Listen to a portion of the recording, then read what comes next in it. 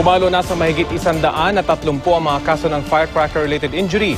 Ang mga pinakahuling biktima ayon sa DOH o Department of Health, isang bata sa Iloilo na naputulan ng hintuturo at 14 na taong gulang na biktima sa Cebu na naputulan naman ng buong kamay. Umabot na rin sa 5 ang tinamaan naman ng ligaw na bala. Narito ang report. Halos mabali na ang buto ni Department of Health Assistant Secretary Eric Tayag kakasayaw ng bago niyang pausong dance craze na Roar. Para lang paalalahanan ng lahat na mag-ingat sa mga paputok sa pagsalubong ng bagong taon. Pero 27 pa lang ng Disyembre,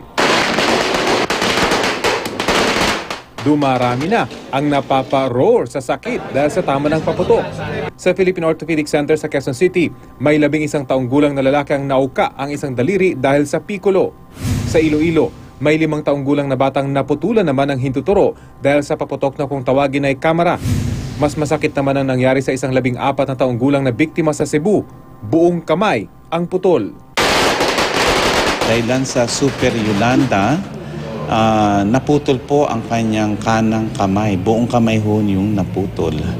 Kailangan putulin po sa ospital sapagkat halos hindi na nakadangling na yung kamay. Sa tala ng DOH, mahigit 130 na ang naitalang firecracker-related injuries. 82 rito ang sanhi ng piccolo. Kung pwede nga lang daw ibalik ang panahon, sana hindi na lumapit sa paputok ang 52 taong gulang na si Alex Estrella ng Tondo, Maynila.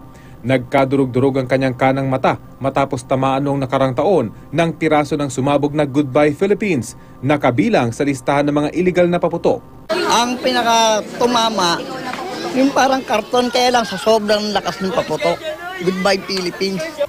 Tinignan agad ng doktor na nakita agad nila, durog agad talaga. Ang akalang mapaglilibangan, 16 na tahi sa mata na may halagang higit 100,000 piso ang naging kabayaran. Pero ang mas masaklap, nag-ingat ka na nga, ikaw pa rin ang naaberya. Ganyan ang kwento ng mga biktima ng ligaw na bala. Pansamantalang mawawalan ng hanap buhay ang 60 taong gulang na pedicab driver na si Bertoldo Cañas mula sa Mandaue City, Cebu.